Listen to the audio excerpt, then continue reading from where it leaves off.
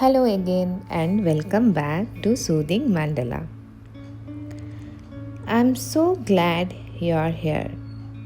In our last episode, we explored what a mandala is, the beautiful benefits it offers, and the various types you might come across. But today, I want to get a little more personal. I want to share how I began my dot mandala journey. And maybe, just maybe, something in my story will inspire you to begin yours too. I wasn't always a mandala artist. In fact, like many people, I found it during a time when I needed stillness the most.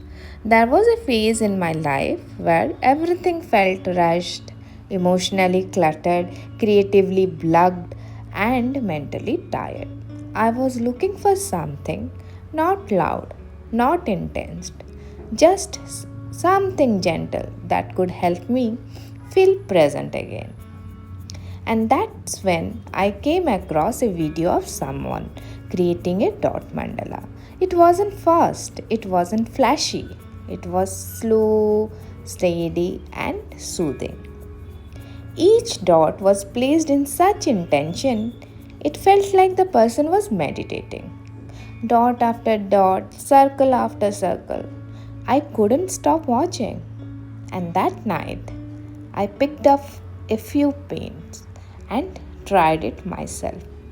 My first mandala wasn't perfect.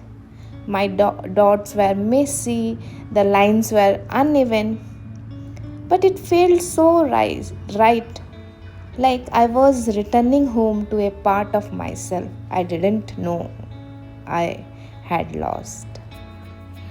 Dotting became my ritual, a place where I could breathe deeply and move slowly. Some people find peace in silence, others in music. For me, it was dots. I began exploring colors, tools, surface, from canvas to wood to even tiny coasters. I learned that there's no wrong way to a dot mandala. There's only your way. And as my hand moves, my mind softened. I started healing, reflecting, and growing. If you have been listening and wondering how to start, don't worry. You don't need fancy tools or any art background. Here is what I suggest. Number 1, start simple.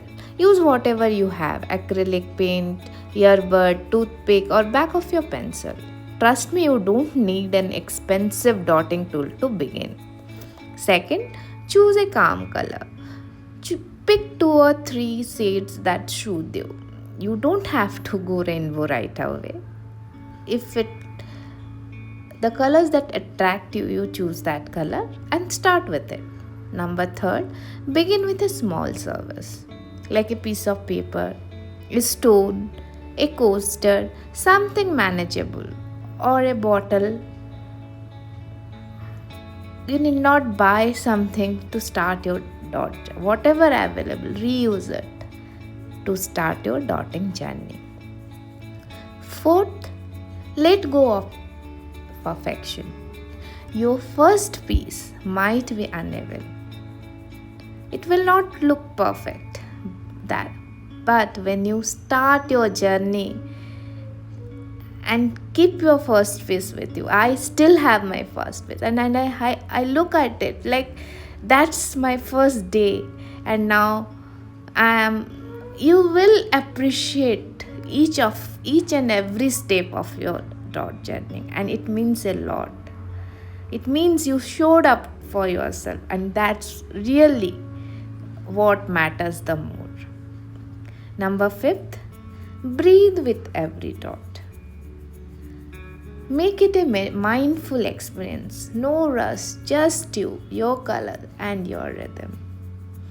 And if you would like to follow along, I do share tutorials and behind the scene in my own mandala art on Instagram and here on YouTube. You are always welcome in this circle of stillness. So, that's my story. That's how dot mandala art found me and how I found myself in the process.